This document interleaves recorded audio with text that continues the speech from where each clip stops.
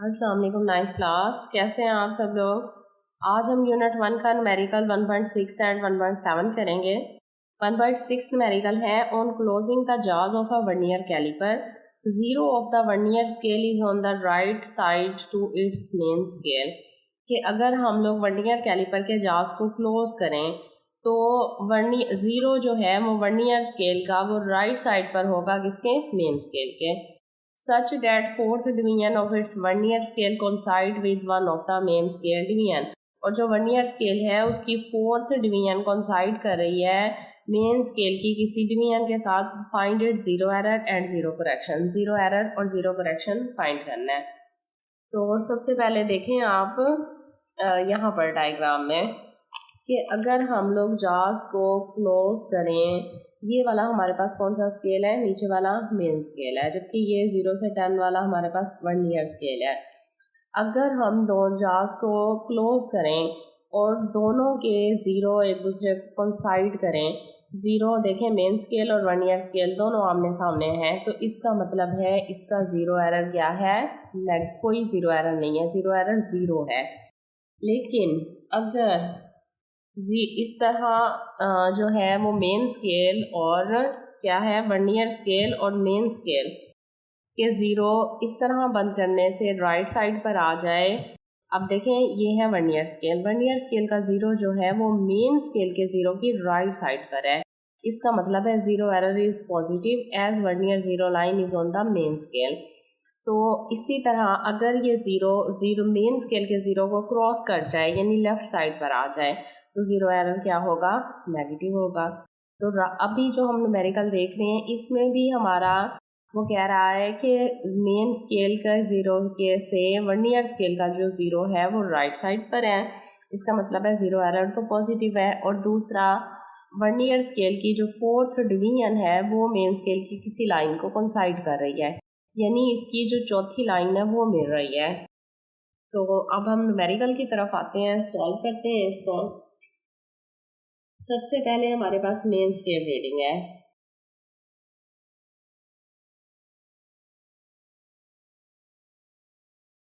Main scale reading हमारे पास क्या है, 0.0 सेंटीमीटर। उसके बाद जो है वर्नियर स्केल की हम लोगों ने डिवीजन लिखनी है, तो हम राइट करेंगे वर्नियर डिवीजन कोइंसाइडिंग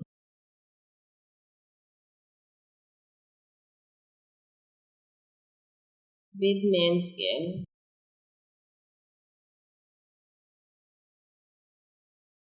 जी तो अभी हम लोगों ने यहाँ पर किया है कि such that fourth division of its vernier scale coincide with one of the main division. तो कौन सी डिवीजन कर रही है कोइंसाइड, फोर्थ डिवीजन। अब वर्नियर स्केल की रीडिंग क्या आएगी,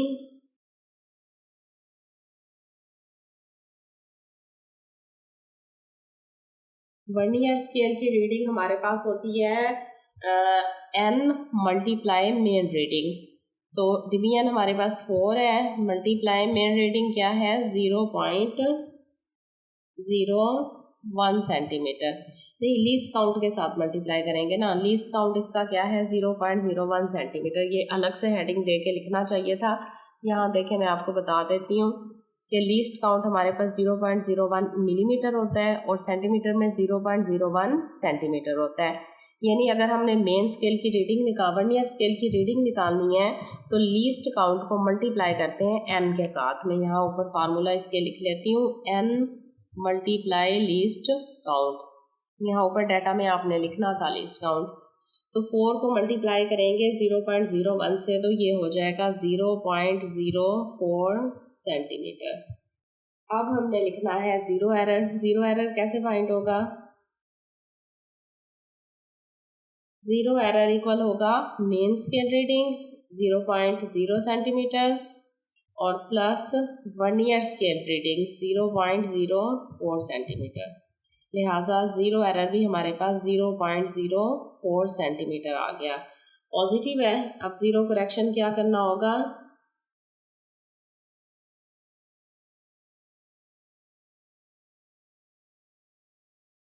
ज़ीरो करेक्शन, यही ज़ीरो एरर जो है नेगेटिव में आ जाएगा 0.04 सेंटीमीटर, यानी जो हमारे पास टोटल रीडिंग आएगी उसमें से माइनस करेंगे। अगर ज़ीरो एरर पॉजिटिव है तो ज़ीरो करेक्शन नेगेटिव होगा, अगर ज़ीरो एरर नेगेटिव है तो ज़ीरो करेक्शन को पॉजिटिव करेंगे। तो आंसर हमारे पास क्या आएगा, ज़ीरो एरर तो आ गया हमारे पास और ज़ीरो करेक्शन भी आ गया। तो हम लोग लिख सकते हैं, तो zero error of the vernier calliper is 0.04 centimeter and zero correction of vernier caliper is minus 0.04 centimeter। तो ये हमारा न्यूमेरिकल 1.6 था। अब हम 1.7 की तरफ आते हैं। अब देखें, a screw gauge has 50 division on it's circular scale, कि एक स्क्रू गेज है हमारे पास जिसमें सर्कुलर स्केल पर डिवीजन कितनी है, 50 है। The pitch of the screw gauge is 0.5 millimetre, जबकि स्क्रू गेज की पिच जो है वो 0.5 मिलीमीटर है। What is it's least count, इसका लीस्ट काउंट फाइंड करना है। तो सबसे पहले हम फार्मूला देखते हैं इसका पिच का। स्क्रू गेज ये है हमारे पास, देखें एक स्क्रू गेज है, सर्कुलर स्केल पर वो कह रहा है रीडिंग जो है वो 50 है, जबकि और रीडिंग क्या दी हुई थी, पिच दी हुई थी, पिच इसकी 0.5 है। तो हमने लीस्ट काउंट फाइंड करना है। लीस्ट काउंट का फार्मूला चेक करें, least count is equal to होता है pitch of the screw gauge divided by number of division on circular scale. तो हमारे पास पिच भी है और number of division on circular scale भी है। तो इस फार्मूले में हम लोग वैल्यू पुट करते हैं और आंसर फाइंड करते हैं। बहुत सिंपल न्यूमेरिकल है। तो डाटा लिखेंगे सबसे पहले, division on the circular scale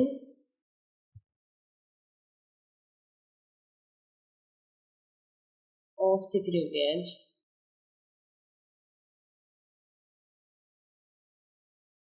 ये स्क्रू गेज का जो सर्कुलर स्केल है उस पर नंबर ऑफ डिवीजन्स कितनी है, 50 डिवीजन्स है।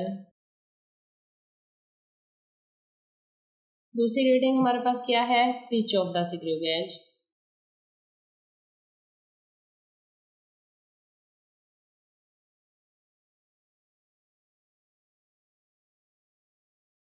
स्क्रू गेज की पिच कितनी है, 0.5 मिलीमीटर।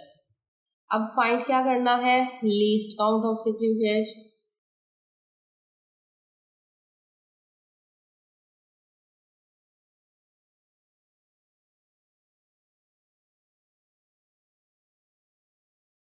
लीस्ट काउंट हमने फाइंड करना है। अभी आपको मैंने फार्मूला बताया है कि स्क्रू गेज के लीस्ट काउंट का क्या फार्मूला है। तो फार्मूला लिखेंगे सबसे पहले। फार्मूला लीस्ट काउंट का है pitch divided by number of division on circular scale. ठीक है, पिच हमारे पास क्या आ रही है, 0.5 millimetre divide by number of divisions कितनी है ऊपर, 50।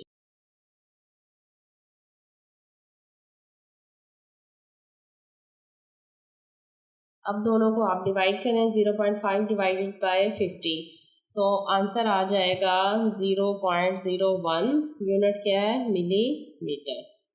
तो इसका मतलब है least count of screw gauge is 0.01 millimetre.